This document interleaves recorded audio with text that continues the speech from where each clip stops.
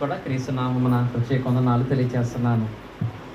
దేవుడు మనకిచ్చినటువంటి ఈ సమయంలో సందర్భాన్ని బట్టి పరిశుద్ధ గ్రంథములో నుంచి ఒక ప్రాముఖ్యమైనటువంటి వాక్య భాగ సందేశాన్ని మనం నేర్చుకుందాం. అదేంటంటే ఈరోజు జాన్ అభిషేక్ యొక్క బర్త్డే. ఈ బర్త్డే రోజు 2 బర్త్డేల గురించి మనం నేర్చుకుంటాం. 2 బర్త్డేల గురించి, 2 బర్త్డేల గురించి. ఇంగ్లీష్లో ఈ 2 అనేది 2 రకాలుగా ఉంటుంది. TWO ఏంటది? 2 అంటే 2. TOO అదేంటి? అది 2. దాని అర్థం ఏంటి? 2 అంటే అర్థం ఏంటి? TWO అంటే 2, 2 అంటే చాలా అని అర్థం. అంటే 2 బర్త్డేస్ అంటే 2 జన్మదినాలు, 2 బర్త్డేస్ అంటే చాలా జన్మదినాలు దాని అర్థం.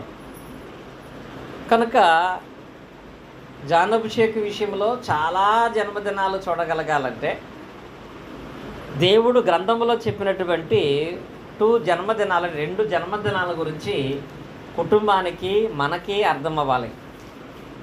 ఆ 2 జన్మదినాల గురించి అర్థమైతే చాలా జన్మదినాలు జరుపుకోగలిగే దీవెన దేవుడు అందరికీ కూడా అనుగ్రహింప చేస్తాడు. అలాంటి దాంట్లో ఫస్ట్ బర్త్డే గురించి మనం నేర్చుకుందాం వాక్య భాగంలో నుంచి. 2 బర్త్డేలు నేను చెప్పాను కదా. 2 బర్త్డేలో ఫస్ట్ బర్త్డే గురించి మనం మాట్లాడుకున్నట్లయితే అసలు బైబిల్లో ఎవరైనా బర్త్డే అనే దాన్ని చేసుకున్నారా, చేసుకోలేదా? బైబిల్లో బర్త్డే చేసుకున్నటువంటి వాళ్ళు ఉన్నారా, లేరా?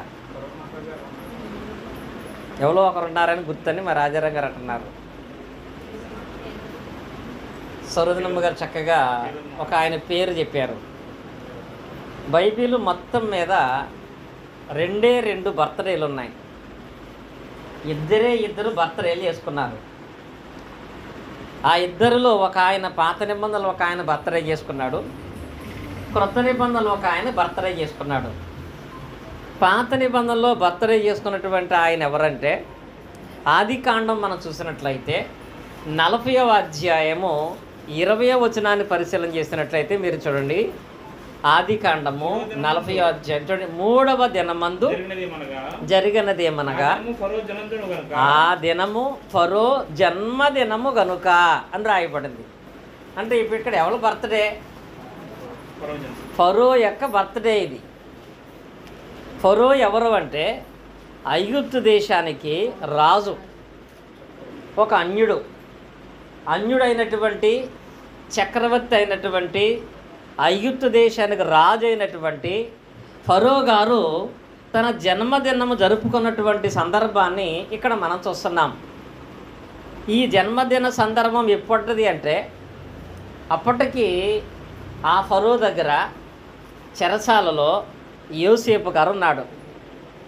చెరసాల్లో యోసేపు ఉన్నప్పుడు ఆ చెరసాల్లో యోసేపుతో పాటు ఉన్నటువంటి 2 ఖైదీలు కల వచ్చింది. ఆ చరిత్ర చాలా అందరికీ తెలుసు. ఆ 2 ఖైదీలకు కల వచ్చినప్పుడు ఆ కలభావాన్ని యోసేపు గారు చెప్పాడు.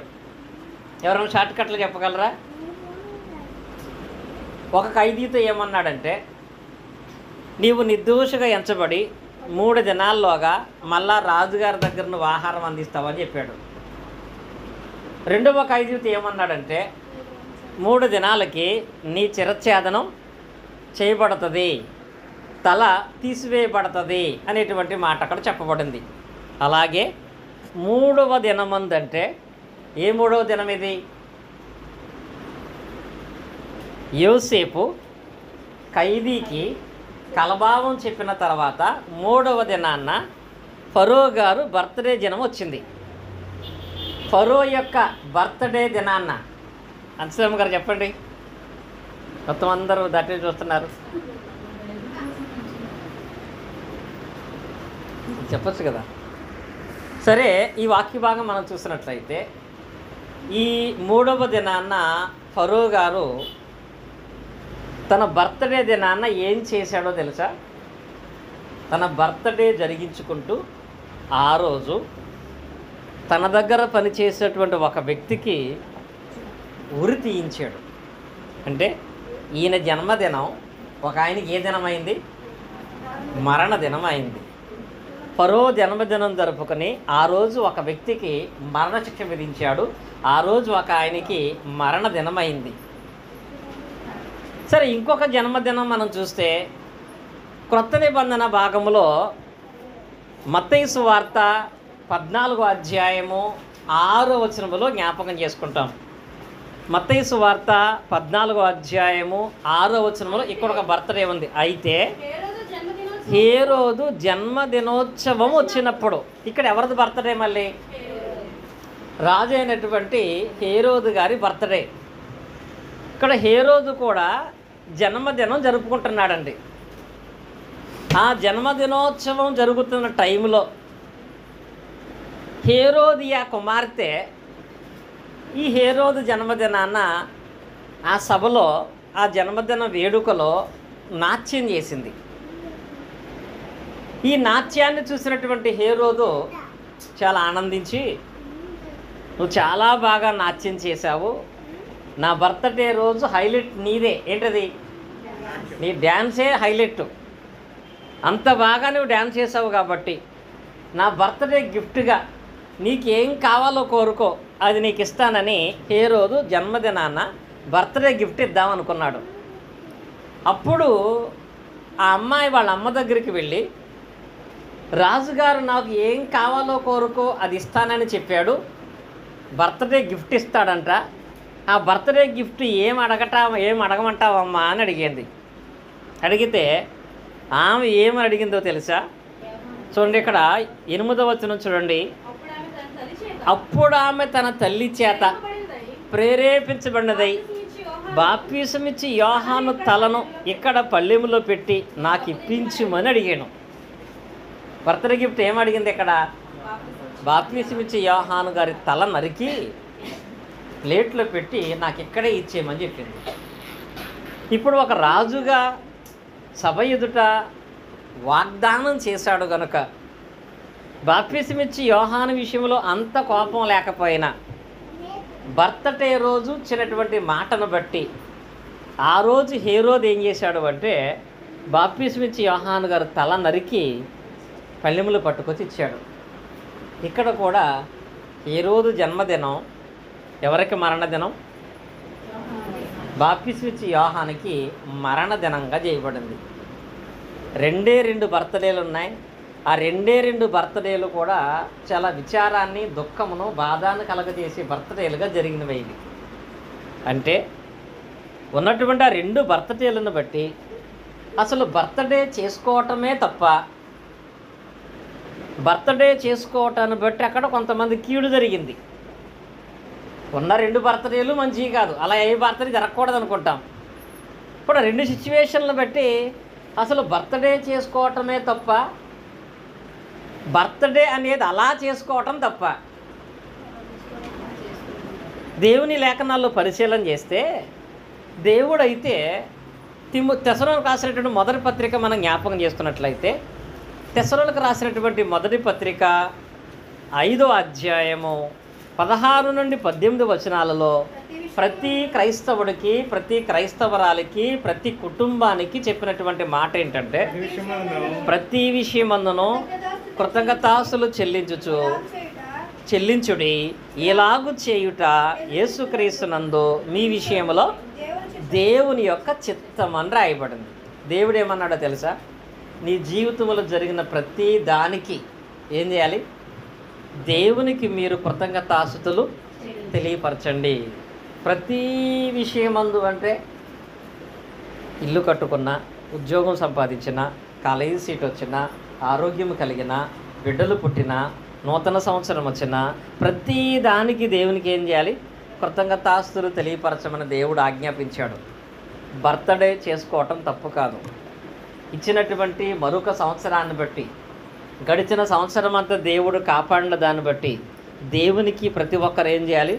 కృతజ్ఞతాస్తుతులు తెలియపరచాలి. ఇది మన ఇష్టమా, ఆయన చిత్తమా? బైబిల్లో ఏముంది? ఇలాగు చేయుట క్రీస్తు యేసునందు మీ విషయంలో అది దేవుని చిత్తం. నాకు కుదిరితే కృతజ్ఞత తెలియచేస్తాను, లేకపోతే లేదు. అవకాశం ఉంటే ప్రార్థన పెడతాను, లేకపోతే లేదు కాదండి అక్కడ. అది దేవుని చిత్తం. నీకు జరిగిన కార్యాన్ని బట్టి, నీకున్న స్థితిని బట్టి దేవునికి నువ్వు ఆ విషయంలో కృతజ్ఞతాస్తులు తెలియపరచడం అనేది దేవుని యొక్క చిత్తమై ఉంది.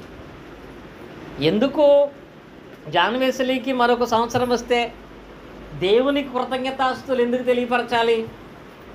ఏ రోజులాగా గొప్ప పార్టీ చేసి ఇష్టం లేనివాడు చంపేయచ్చు కదా, లేకపోతే ఫరోలాగా గొప్ప విందు చేపించి అందరితో ఆనందంగా ఉత్సాహంగా గంతులు వేయచ్చు కదా. ఏ రోజులాగా కాదు, ఫరోలాగా కాదు, ఒక క్రైస్తవుడుగా నీకు జరిగిన మేలును బట్టి దేవునికే మాత్రమే కృతజ్ఞతాస్తులు తెలియపరచమంటున్నాడు. ఎందుకంటే హ్యాపీ బర్త్డే అని, మెనీ మోర్ హ్యాపీ బర్త్డే అని, జన్మదిన శుభాకాంక్షలని మనం మాట్లాడుకుంటున్నామంటే, హ్యాపీ బర్త్డే అని మనం చెప్పుకుంటున్నామంటే అసలు బర్త్ అనేది ఇచ్చింది ఎవరు?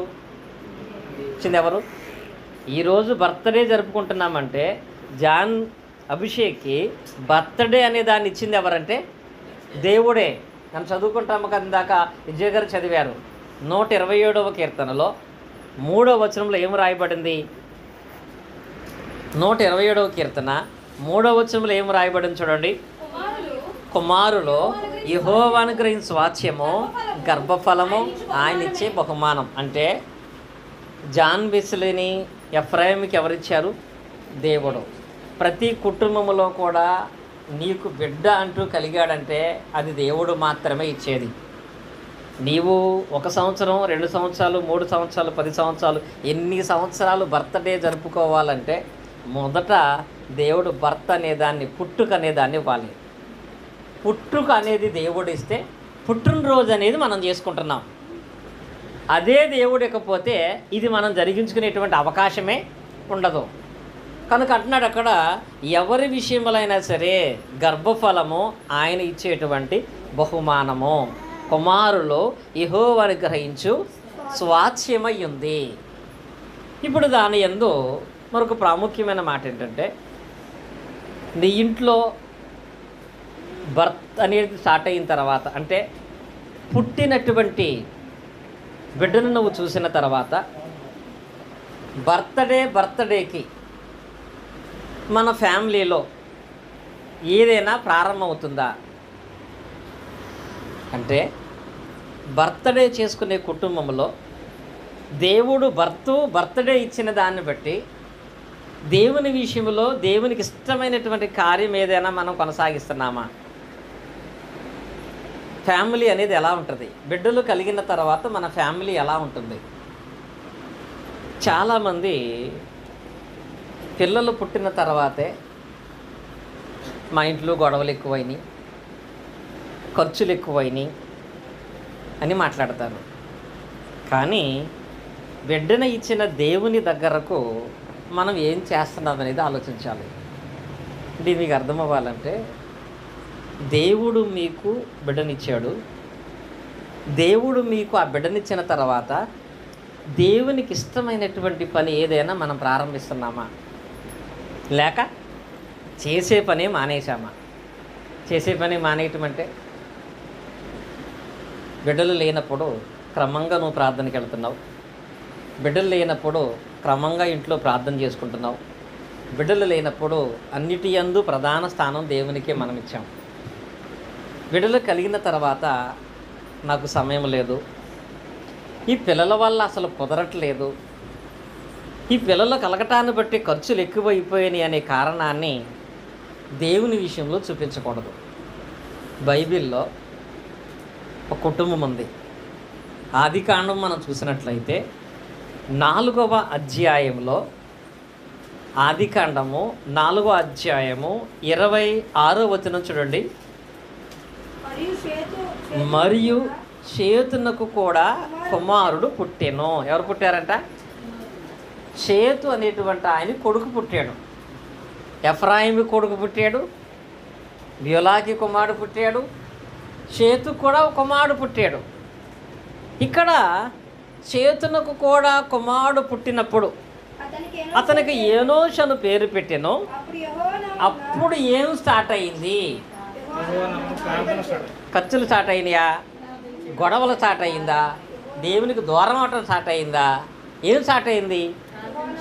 దేవుడు తనకు ఆ బిడ్డనిచ్చిన తర్వాత అతనికి ఏనోష్ అని పేరు పెట్టి అక్కడ నుంచి యెహోవా నామమున ప్రార్థన చేయటం అనేది ప్రారంభమైంది.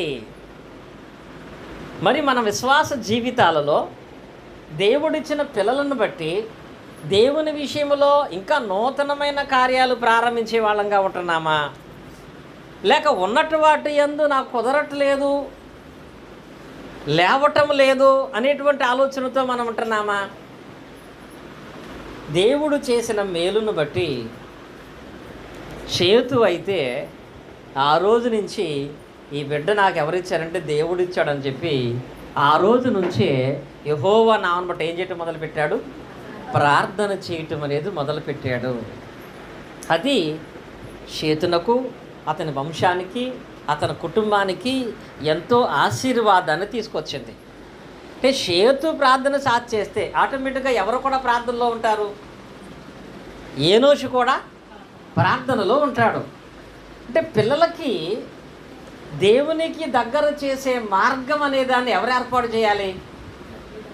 తల్లిదండ్రులుగా ఉన్నటువంటి వాళ్ళే దేవునికి దగ్గర చేసే మార్గాన్ని ఏర్పాటు చేయాలి.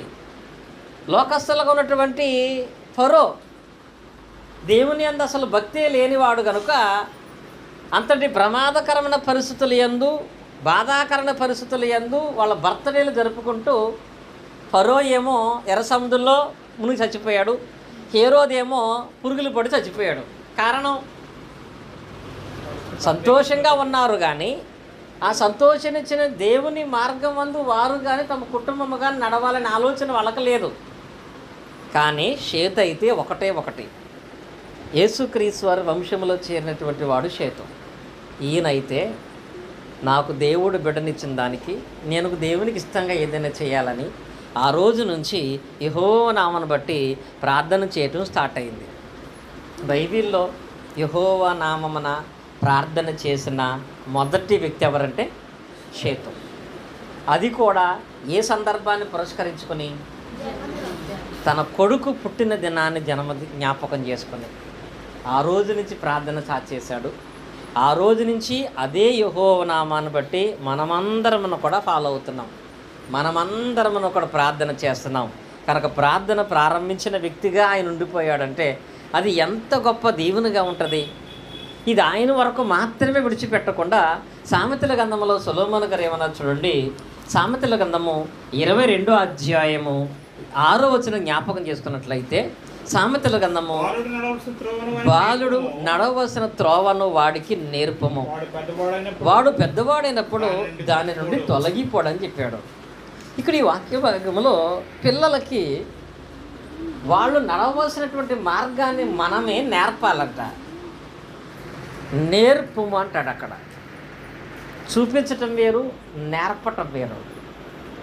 నేర్పటం అంటే నేర్పేవాడు ఎలా ఉండేప్పుడు చూడండి, పిల్లలకి అక్షరాలు నేర్పించాలంటే స్టార్టింగ్ ఎలా నేర్పిస్తారు? ముందు తల్లి ఒక అక్షరం రాసి ఆ అక్షరం మీద వాడు వేలు పట్టుకుని ఏం చేస్తుంది? దిద్దిస్తూ ఉంటుంది.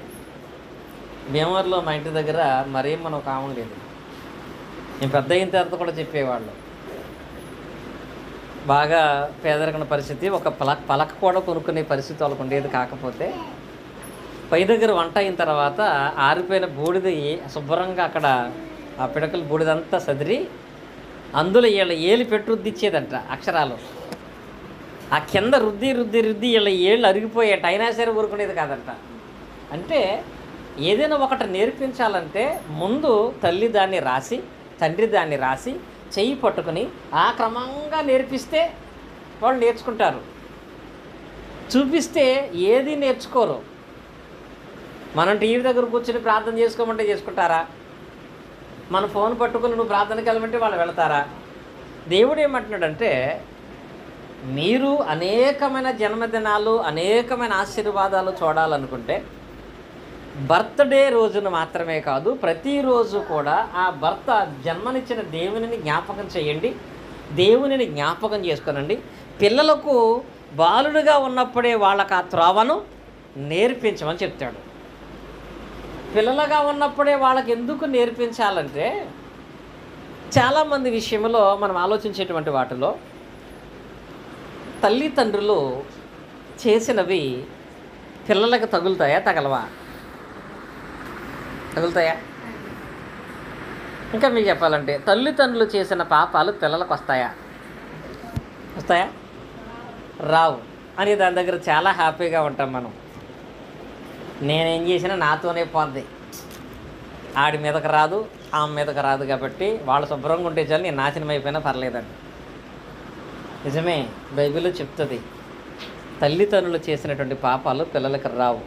ఎక్కడ ఉంటుందంటే యెహెజ్కేలు గ్రంథంలో 18వ అధ్యాయము 20వ వచనం మనం చదువుకున్నట్లయితే, యెహెజ్కేలు గ్రంథము 18వ అధ్యాయము 20వ వచనం జ్ఞాపకం చేసుకున్నట్లయితే అక్కడ ఏం రాయబడింది? పాపము చేయువాడే మరణము నందును, తండ్రి యొక్క దోషశిక్షను కుమారుడు మోయలేదని, కుమారుడు దోషశిక్షను తండ్రి మోయడు. నీతిపరుని నీతి ఆ నీతిపరునికే చెందును, దుష్టుని దుష్టత్వము ఆ దుష్టునికే చెందును అని రాయబడింది. ఈ వాక్య భాగాన్ని బట్టి నేను దేవునికి దూరం ఎంత మాత్రాన నా కొడుకు కూడా దూరం అయిపోతాడని గ్యారంటీ లేదు. నేను పాపం చేస్తే ఆ పాపం నా కొడుకు కూడా తగులుతుందని గ్యారంటీ లేదు. కనుక ఎవడు పాపం చేస్తే వాడు శిక్షణ భవిస్తాడు. తండ్రి పాపం చేస్తే కొడుకు రాదు, తల్లి పాపం చేస్తే కూతురికి రాదు అని దేవుడు చెప్పాడు. కనుక నేనేమైపోయినా పర్లేదు, వాళ్ళు మాత్రం దేవునికి దగ్గరగా ఉంటారని అనుకున్నట్లయితే యెహెజ్కేలు గ్రంథం చదివితే అలాంటి అర్థాన్ని ఇస్తే నిజమే, తండ్రులు చేసిన పాపం పిల్లలకు రాదు. కానీ ఒకసారి నిర్గమాకాండంలోకి మనం వెళ్ళదినట్లయితే, నిర్గమాకాండంలో 20వ అధ్యాయము 5వ వచనం ఒకసారి జ్ఞాపకం చేసుకుందాం.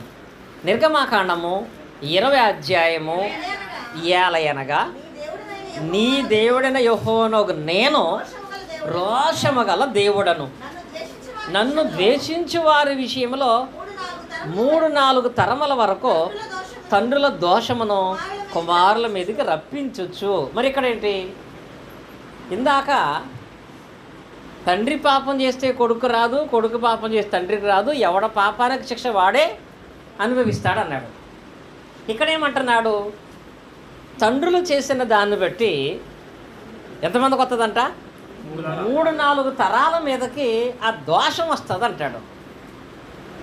అంటే యెహెజ్కేలు గ్రంథం కరెక్టా, నిర్గమాకాండం కరెక్టా అని అంటే, యెహెజ్కేలు గ్రంథంలో తండ్రి చేసినటువంటి పాపాన్ని బట్టి దాని దోష శిక్ష కొడుకు రాదు. నిర్గమాకాండంలో తండ్రి చేసిన పాపాన్ని బట్టి దోషం వస్తుంది. దోషం వేరు, శిక్ష వేరు. దోషం వేరు, శిక్ష వేరు. ఇప్పుడు రెండింటికి తేడా ఏంటంటే, ఇప్పుడు ఉదాహరణకి మా రాజారామ గారు ఎవరి మీద కోపంతో బండి స్పీడ్గా ఇసుకెళ్ళి ఎదురుగుండా వస్తున్న ఒక ఆయన గుద్దే చంపేశాడు. అంటే యాక్సిడెంట్ చేసి ఒక ఆయన్ని చంపేశాడు. దాన్ని బట్టి పోలీస్ స్టేషన్లో ఫ్యామిలీ మొత్తాన్ని పెడతారా, ఈయన్నే పెడతారా? ఆయన్ని మాత్రమే తీసుకెళ్ళి పోలీస్ స్టేషన్లో పెడతారు. ఎందుకంటే ఆయన ఒక పాపం చేశాడు, దాని శిక్ష ఆయన అనుభవిస్తాడు. కానీ దాని దోషం కుటుంబం అనిపిస్తుంది. ఎలా అనిపిస్తుంది? ఆయన వల్ల వచ్చేటువంటి జీతం కుటుంబానికి రాదు, ఒకటి. రెండవది ఆదిత్య విషయమే కానీ, లేకపోతే అది అచ్యుతమ్మ గారి విషయమే కానీ అందరూ ఏమంటారంటే, హత్య చేసిన కుటుంబం, వీళ్ళ నాన్న హత్య చేశాడు, వీళ్ళ నాన్న హత్య చేశాడు అంటారు. చంపటం వరకు అయితే ఓకే ఒక రకంగా. అదే దొంగతనం చేసినోడైతే, తండ్రి దొంగ అయితే కొడుకుని ఇంట్లోకి రానిస్తారా? దొంగతనం చేసే తండ్రి. కానీ ఆ ప్రభావం ఎవరి మీద ఉంటుంది? పిల్లల మీద కూడా ఉంటుంది. అలాగే ఆత్మ సంబంధమైన విషయాలలో కూడా తండ్రులు దేవునికి దూరం అయితే పిల్లలు కూడా దోషాన్ని అనుభవిస్తారు. నన్ను ద్వేషించు వారి విషయంలో అంటాడు ఈ వాక్య భాగంలో. చూడండి అక్కడ, ఎలయనగా నీ దేవుడైన యెహోవానగు నేను రోషము గల దేవుడను, నన్ను ద్వేషించు వారి. ద్వేషించడం అంటే ఏంటి? దూషించటం వేరు, ద్వేషించటం వేరు. దూషించటం అంటే తిట్టటం, ద్వేషించటం అంటే దేవుని వదిలిపెట్టి వెళ్ళిపోవటం, దేవుని తిరస్కరించటం, దేవుని మాట తిరస్కరించటం, దేవుని నిర్లక్ష్యం చేయటం. నీవు దేవుని ద్వేషిస్తే 3-4 తరాల వరకు ఆ దోషము నీ బిడ్డల మీద కనపడుతుంది.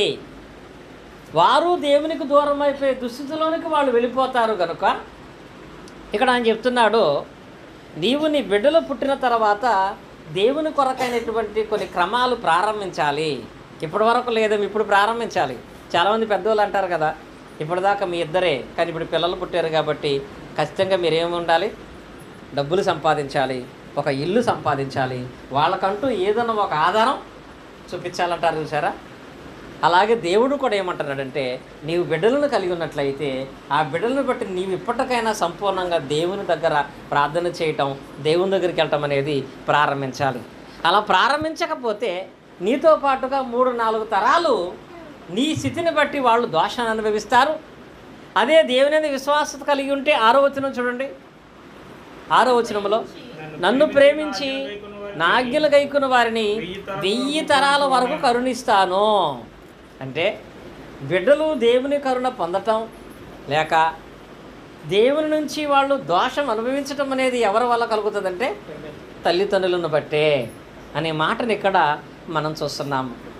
కనుక మొదటి భాగాన్ని బట్టి ఫస్ట్ బర్త్డే అనే దాన్ని మనం చూస్తున్నప్పుడు, ఫస్ట్ పుట్టినరోజు మనం జరుపుకుంటున్నప్పుడు ఆ పుట్టుగల కారణం ఎవరో ఆయన్ని ఎరిగిన వారుగా ఉండాలి. ఆ పుట్టుగల కారణమైనటువంటి దేవునికి పిల్లల్ని ఎప్పుడూ దగ్గర చేయాలి.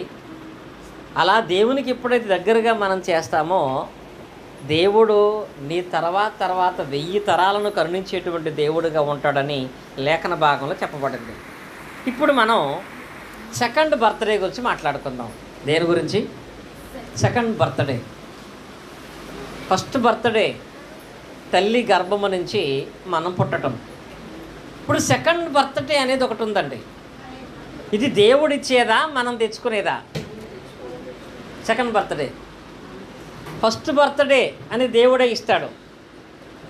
ఎక్కడ పుట్టాలి, ఎలా పుట్టాలి, ఎప్పుడు పుట్టాలి నిర్ణయించేది ఎవరంటే దేవుడే నిర్ణయిస్తాడు. ఫస్ట్ బర్త్డే అనేది దేవుడే నిర్ణయించేది. సెకండ్ బర్త్డే ఉందండి, ఇది మనం తీసుకోవలసింది, తెచ్చుకోవలసింది. ఆ సెకండ్ బర్త్డే ఏంటి చూడండి. యోహాను సువార్తలోకి మనం వెళ్ళినట్లయితే యోహాను సువార్త 3వ అధ్యాయము 3-6 వచనాలలో ఇక్కడ యేసుక్రీస్తు నికోదేముతో ఈ సెకండ్ బర్త్డే గురించి మాట్లాడతారు. అందుకు యేసు అతనితో, ఒకడు క్రొత్తగా జన్మించితేనే కానీ, క్రొత్తగా జన్మిస్తేనే కానీ, ఇంగ్లీష్లో ఏమంటారు దీన్ని? New birth. అంటే ఇది ఇంకొక జన్మ. అందుకే దీన్ని మనము రెండవ బర్త్డే అని అన్నాం. ఇక్కడ యేసుక్రీస్తు ఏమంటున్నారు అంటే, తల్లి గర్భమును జన్మించినటువంటి నీవు దేవుని రాజ్యానికి పాత్రుడు కావాలంటే, దేవుని రాజ్యములో ప్రవేశించాలంటే నీకు మరలా సెకండ్ బర్త్డే అనేది ఉండాలంటాడు. ఒకడు క్రొత్తగా జన్మించితేనే కానీ వాడు దేవుని రాజ్యమును చూడడని మీతో నిశ్చయముగా చెప్పుచున్నాను.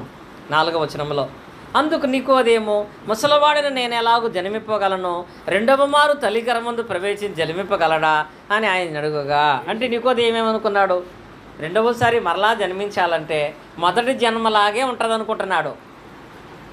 మొదటి జన్మ తల్లి గర్భం నుంచి నేను జన్మించాను, మొదటి జన్మ 9 నెలల తల్లి గర్భంలో ఉన్నాను, ఇప్పుడు మరలా జన్మించటం అంటే మళ్ళా తల్లి గర్భంలోకి ఎలా నేను ప్రవేశిస్తాను, నేను ముసలివాడిని కదా, నా తల్లి చనిపోయింది కదా అని నికోదేము మాట్లాడాడు. అప్పుడు యేసుక్రీస్తు తెలియపరిచారు, చెప్పబోయే సెకండ్ బర్త్డే అనేది ఏమైందంట. అందుకు యేసు ఇట్లా నేను ఏమన్నాడు, ఒకడు నీటి మూలముగాను ఆత్మ మూలముగాను జన్మించితేనే కానీ దేవుని రాజ్యంలో ప్రవేశింపడిన నిత్యముగా. అంటే ఇప్పుడు సెకండ్ బర్త్డే దేంట్లోంచి పుట్టేది? నీటిలో నుండి పుట్టేది. దాన్ని మనం ఏమంటాం? బాప్తిసం అని అంటాం. ఇది సెకండ్ బర్త్డే. తల్లి గర్భం నుంచి జన్మిస్తే భూలోకానికి వస్తాం, నీటిలో జన్మిస్తే పరలోకానికి వెళతాం, పరలోక ఆశీర్వాదాలు మనకు వస్తాయి. దీనిని ఆయన ఆత్మ మూలముగా నీటి మూలముగా జన్మించేటువంటి జన్మ అని మాట్లాడాడు. 6వ వచనంలో శరీర మూలముగా జన్మించినది శరీరమును, ఆత్మ మూలముగా జన్మించినది ఆత్మయునై ఉన్నది. కనుక ఇప్పుడు శరీర సంబంధముగా జన్మించిన జన్మ ఫస్ట్ బర్త్డే, అదే ఈరోజు జాన్ అభిషేక్ చేస్తున్నారు. ఆత్మ సంబంధంగా జన్మించిన బర్త్డే ఒకటి ఉంటుంది, అది మనముగా తీసుకోవాల్సింది. అది దేవుడు భౌతికమైన జన్మనిచ్చినట్లుగా ఒక కాలాన్ని నిర్ణయించి ఇప్పుడు నువ్వు మరలా జన్మించమని దేవుడు చెప్పడం. ఈ ఆత్మ సంబంధమైనటువంటి జన్మను గురించిన విషయాలు లేఖనాలను మనం పరిశీలన చేసినట్లయితే, భౌతికంగా ఒక బిడ్డ తల్లి గర్భం నుంచి జన్మించాలంటే కడుపులో ఎంతకాలం ఉండాలి? 9 నెలలు తల్లి మోస్తుంది.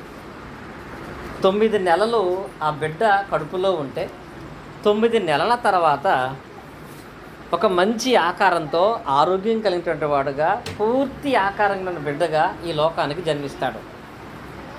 నిజంగా ఆ విషయమందు కలిగే ఆనందం కానీ, ఆ సమయంలో కలిగేటువంటి బరువు బాధ కానీ బిడ్డలను కన్నటువంటి తల్లికి మాత్రమే తెలుస్తుంది.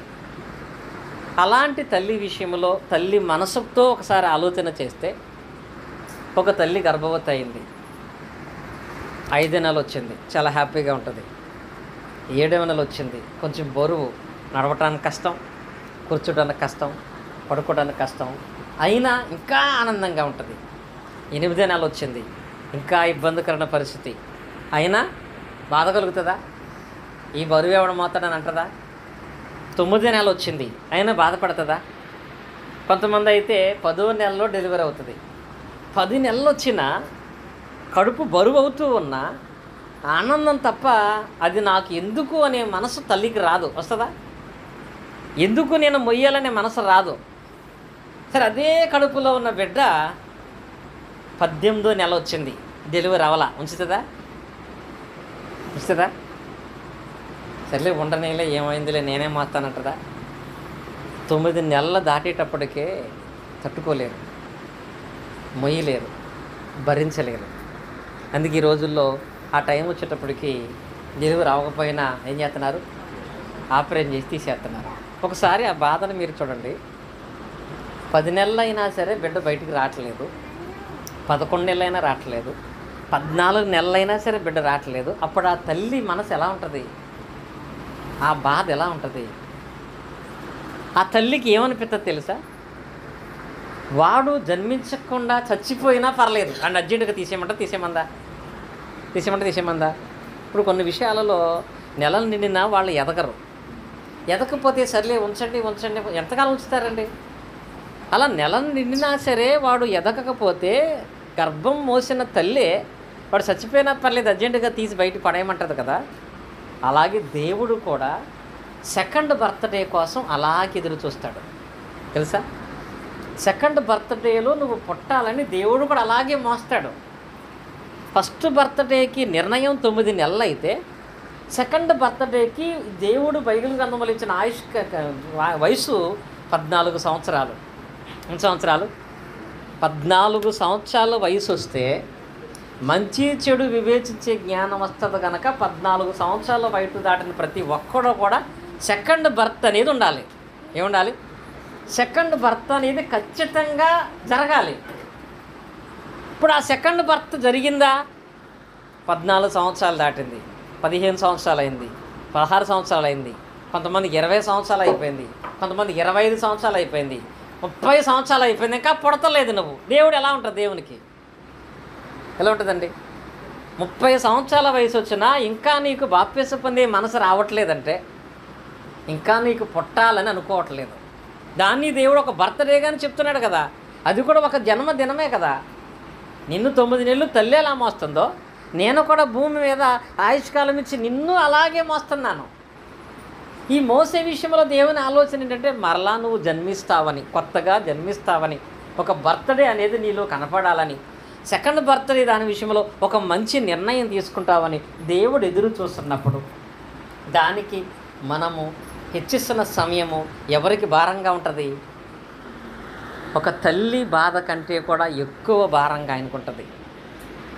మనం అనుకుంటూ ఉంటాం ఇంకా బోళ్ళంత టైం ఉందిలే, అప్పుడే వయసు వచ్చేయలేదు కదా, ఇది యవ్వన కాలం కదా, పెళ్ళి అవ్వలేదు కదా, పిల్లలు ఎదగలేదు కదా, ఇంక అనుభవించాలి కదా అని అనుకుంటారండి. ఇక్కడ ఉన్నటువంటి వాళ్ళు ఎవరైనా బాప్తీసం పొందకుండా ఉంటే మీకు 14 సంవత్సరాల వయసు దాటిందంటే మీకు డెలివరీ టైం ఎప్పుడో వచ్చేసింది. కానీ లోపల ఆ తల్లిని బాధ పెడుతూ బిడ్డ ఉండిపోయినట్లుగా దేవుని పరీక్షిస్తూ లోకములో ఉండిపోయినటువంటి వాళ్ళగా ఉండిపోయారు. అలాంటి వారి విషయంలో దేవుడు ప్రేమతో కోరుతున్నటువంటి మాట, మీరు ఆత్మ మూలముగాను నీటి మూలముగాను ఏం చేయాలి? జన్మించాలి. నీ కుటుంబంలో తల్లి గర్భం నుంచి ఒక బిడ్డ పుడితే నీకు సంతోషం. దేవుని యొక్క మనసులో ఆత్మ మూలముగా నీటి మూలముగా బాప్తీసం పొందితే అది ఎవరికి సంతోషం? దేవునికి సంతోషం. మీ పిల్లల మీద మీకెంత సంతోషము, మీ పిల్లల విషయంలో ఏ సంతోషాలు మీరు కోరుకుంటారో, మనము ఆయన పిల్లలం కనుక మన విషయంలో కూడా అలాంటి సంతోషాలు ఆయన కోరుకోడా? అలాంటి సంతోషాలు కోరుకునే మనసు ఆయనకు ఉంటుందా ఉండదా? మన పిల్లలనగానే మనకెంత ప్రేమో ఆయన పిల్లలనగానే ఆయనకంత ప్రేమ ఉంటుందండి. ఇప్పుడు వెసిలి విషయంలో ఇక్కడ దిగుతా మెట్లు జారి కిందకు పడ్డాడు అనుకోండి, అందరికంటే ఎఫ్రాయిం కంగారు పడిపోతూ ఉంటాడు. ఎందుకంటే తన కొడుకంటే తనకు ప్రేమ. అదే ఎఫ్రాయిము ఇదే మెట్లు దిగుతూ పడిపోతే ఎవరు కంగారు పడతారు? ఎందుకని? ఈయన కొడుకు అయితే ఈయన ఆయనకు కొడుకు, ఈయన కొడుకు మీద ఈయనకి ఎలా ఉంటుందో ఆయన కొడుకు మీద అలా ఉంటుంది కదా. ఇప్పుడు ఎఫ్రాయిము తండ్రిని పక్కెట్టి ఈయన మాత్రమే చూసుకుంటా, నీకు నాకు సంబంధం లేదంటే ఆయనకి ఎంత బాధ అవుతుంది? ఇన్నిసార్లు నన్ను పెంచాను, పోషించాను, అనేక రకాలుగా చూశాను, ఇన్ని చేస్తే ఇప్పుడు నీకు నాకు సంబంధం లేదంటున్నాడంటే ఎంత బాధ ఉంటుంది ఒక తండ్రికి. దేవుని మనసు కూడా అంతే. దేవుడు కూడా వాక్య భాగంలో మన నుంచి కోరుకునేది ఏంటంటే, నీకు జన్మనిచ్చినందుకు నీ జీవితాన్ని నాకు అర్పణగా ఇమ్మంటలేదండి, బలిగా ఇమ్మంటలేదు. నీవు జన్మించిన తర్వాత మరొక జన్మ అనే దాని గురించి ఆలోచించు. ఆత్మ మూలముగా నీటి మూలముగా జన్మించు. పిల్లల యందు తల్లిదండ్రులుగా మీరు సంతోషించాలంటే మొదట మన యందు దేవుడు సంతోషించే పని చేయాలి.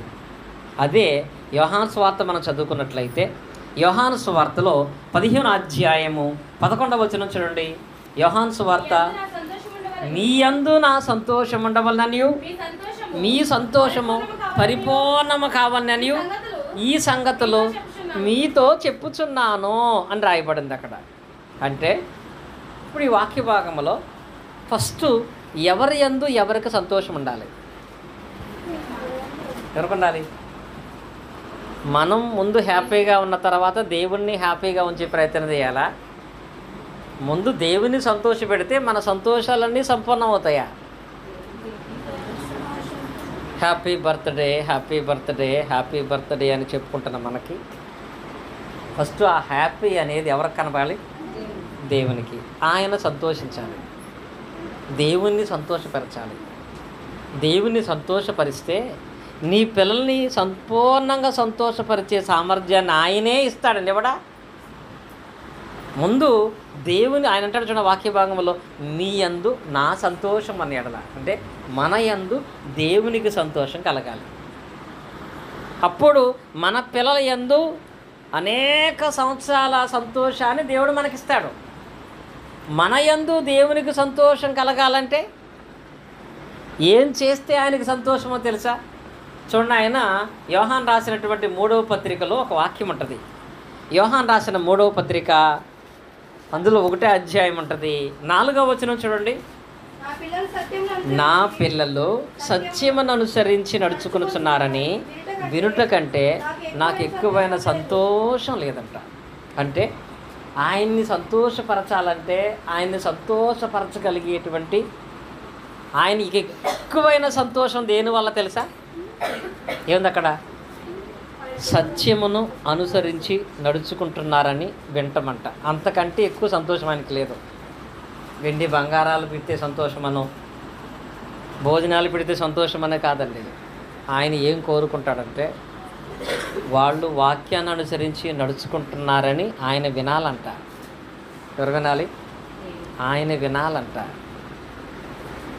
ఇప్పుడు మా అమ్మాయి ఉంది, రేపటి నుంచి గుడ్లవల్లేరు కాలేజీకి వెళ్తుంది.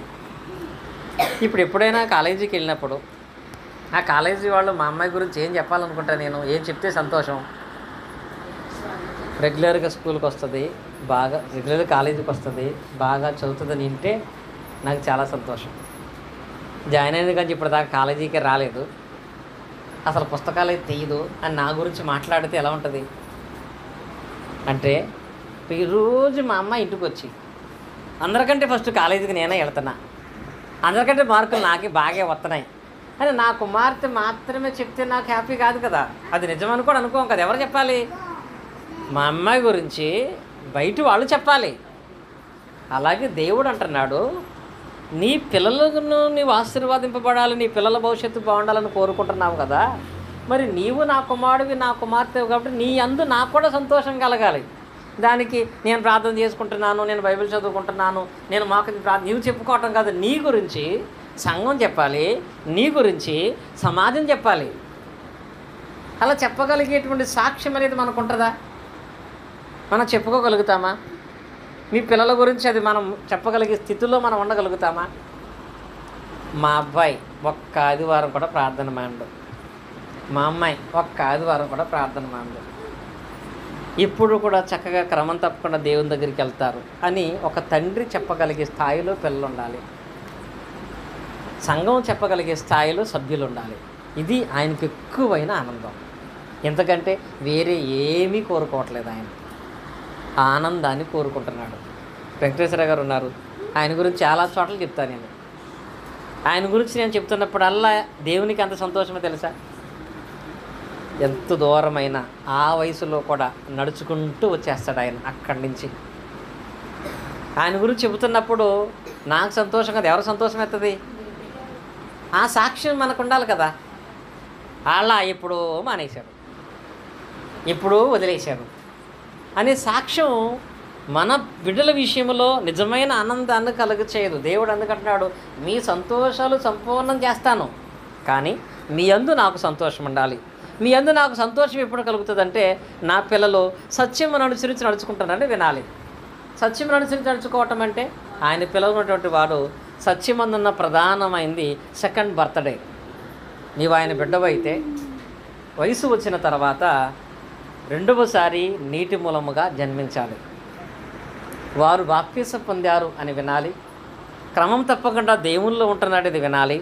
ఎప్పుడైతే ఆది దేవునికి ఆనందాన్ని కలిగించే విధంగా మనం చూపిస్తామో అప్పుడు చెప్పాడు కదా, ఏమని? మీ సంతోషాలన్నీ దేవుడు సంపూర్ణం చేస్తాడు. అది ఇంగ్లీష్లో చెప్పి, అందుకే నేను 2 బర్త్డేస్ అని. అంటే 2 జన్మదినాలు ఉంటే అనేకమైన జన్మదినాలు జరుపుకునే దీవెన దేవుడే ఇస్తాడు. ఎందుకంటే ఆయన పుట్టించేవాడు మాత్రమే కాదు, బ్రతికించేవాడు. కాలాలను మార్చి ఆయుష్కాలాన్ని దేవుడే ఇచ్చేటువంటి వాడై ఉన్నాడు కనుక అది దేవునికి మన కుటుంబం ద్వారా మొదట ఆనందాన్ని చూపించాలి. ఎప్పుడైతే మన కుటుంబాన్ని బట్టి దేవుడు ఆనందిస్తాడో అప్పుడు కుటుంబం అంతటిని దేవుడు ఆస్వాదిస్తాడు. కుటుంబంలో జరగాల్సిన ప్రతి దాన్ని దేవుడు సంపూర్ణంగా జరిగిస్తాడు. కనుక 2 బర్త్డేస్ జరగాలంటే 2 బర్త్డే మనం కలిగి ఉండాలి. అంటే చెప్పారు కదా, ఏంటది? చాలా జన్మదినాలు మనం జరుపుకోగలగాలంటే 2 జన్మలు మన జీవితంలో కనపడాలి. అవి కనపరిచినప్పుడు దేవుడు అద్భుతమైన రీతిలో ఆశీర్వాదంగా పరిస్థితులలో మీరు ఏ సంతోషాన్ని కోరుకుంటున్నారో, వెసిరి విషయంలో ఏ సంతోషం కోరుకుంటున్నారు అంటే, జాన్ అభిషేక్ విషయంలో ఏ సంతోషాన్ని కోరుకుంటున్నారు, ఎఫ్రాయిం విషయంలో ఏ సంతోషాన్ని కోరుకుంటున్నాడు, బ్యూలా విషయంలో ఏ సంతోషాన్ని కోరుకుంటున్నారు, నాగేశ్వర గారు ఉపాధ్య వాళ్ళు ఏ సంతోషాన్ని కోరుకుంటున్నారు, వారు కోరుకునే సంతోషాన్ని దేవుడు వాళ్ళ దగ్గరకు తీసుకొస్తాడు. కానీ ఏం చేయాలంట? ఆ దేవునిని సంతోషపరిచే విధంగా జన్మించాలి, సత్యాన్ని అనుసరించి నడుచుకోవాలి. అప్పుడు